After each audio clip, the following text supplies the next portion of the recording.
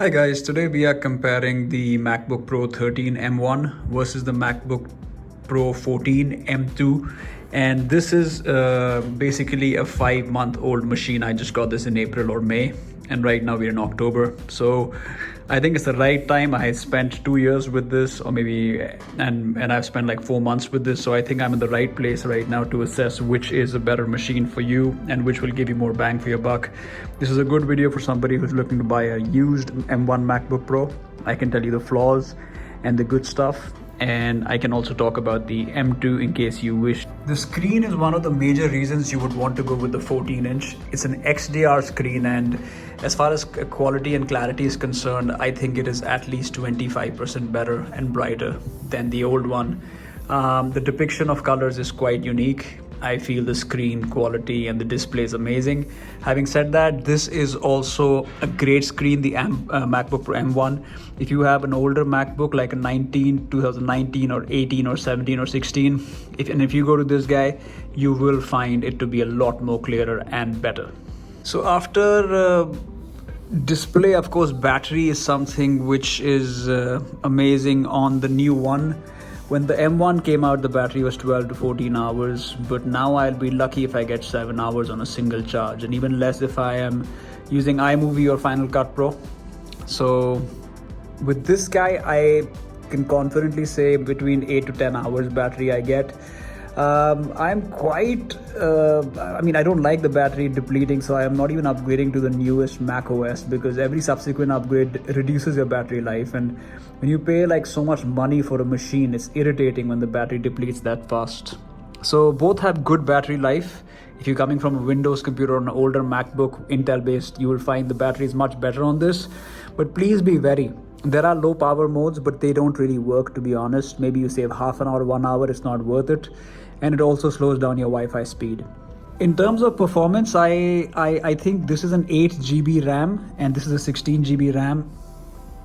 When I started using this, I think maybe there were 50 or 70 occasions where it would not work because the RAM would be full.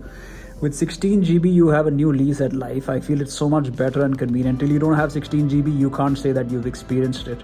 So I would strongly recommend you get a 16 GB based MacBook if you're getting one. Even if you're in the used market, the extra 8 GB will really impact. 8 GB is very easy to fill. If you open 4 or 5 different programs, it's just gonna do it for you. Whereas in 16 GB, there is so much more to do. So RAM is a strong consideration, and I definitely recommend the 16 GB. The sound on the MacBook Pro M2 is quite unique. I'm not going to play it back for you. It's quite loud and clear, and it is maybe 2 times as good as the MacBook Pro M1, which is pretty decent, but this is louder, has more bass, has more depth, has more solidarity. I don't feel like using an external speaker many times. So music and for commentary and YouTube playback, the sound on the MacBook Pro M2 14 is brilliant. Is this actually faster aside from the RAM? Is it faster when you're doing iMovie and all? I would say it's marginally faster. You'd be surprised by how much, maybe it's 20% faster. Nothing too outlandish, so don't expect there to be a massive difference. So like I was saying, the speed is not that much faster. 20% faster on iMovie converts. So yeah, that's a bit of a bummer, but it is what it is, man. And I don't care much about it because I maybe make 10 videos a month. Now, upgradability and ports are something where the MacBook Pro M2 is really more handy, and you may want to spend the extra money. The SD card, this is brilliant to have. The HDMI out, I've only used once. You have a USB charging port on both sides. So you can, in fact, you have 3 here, 2 here, and 1 on that side. And you have a MagSafe also, which I've never used. On this guy, there is just 2 ports on the left hand side and a headphone jack on the right hand side with no SDXC. So this is something which you may think you're not going to use much, and you may want to have the dongle and all that, but trust me, you don't want to use the dongles. The paying extra for this is totally worth it. I love the fact that there is a port on both sides. Guess what? I never have used the MagSafe even once, even though I have it back home, I've never used it. A big bonus, in fact, I'm going to give you 2 bonuses in a go of the of the MacBook Pro M1, and that is the keyboard and the touch bar. Both the keyboard and the touch bar of the MacBook Pro M1 is much better to have versus just having a physical keyboard. Now, why am I saying the keyboard on this is better? It is still more mushy, more travel is there, it's more fun to do, versus this, it gets dirty very easily, as you can see. And this, you can see after even 2 years, I think it looks a lot better, So this keyboard is gonna get dirty no matter what you do. I've seen a bunch of reviewers on YouTube, and they all have this problem, but nobody talks about it. The keyboard is complete ASS. And not only is this more fun, I feel this remains more clear, and the touch bar was a joy to have. Do I miss it that much?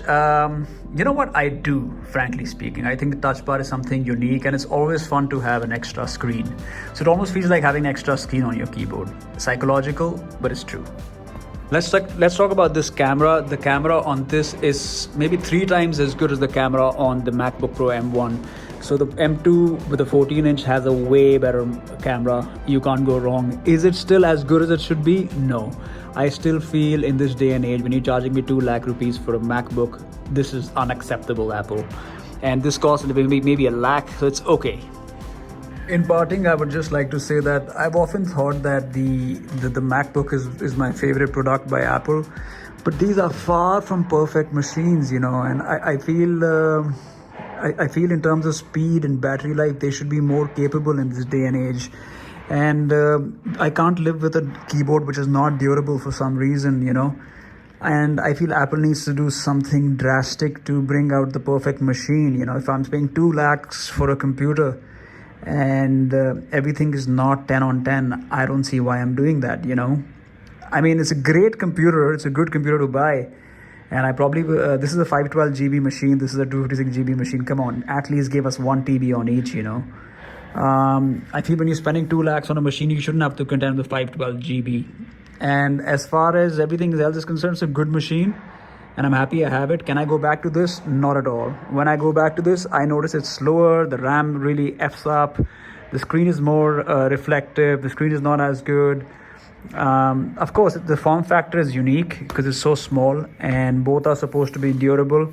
I have not had much issues with using this, and I think if you're considering getting this just because the size is smaller, I would strongly recommend getting this. In terms of looks, I think both are equally good looking, but this has a nice sheen on it and looks way better than this, in my opinion, in real life. So thank you for watching. I hope this was helpful to at least one of you. Do consider subscribing. It really helps me out.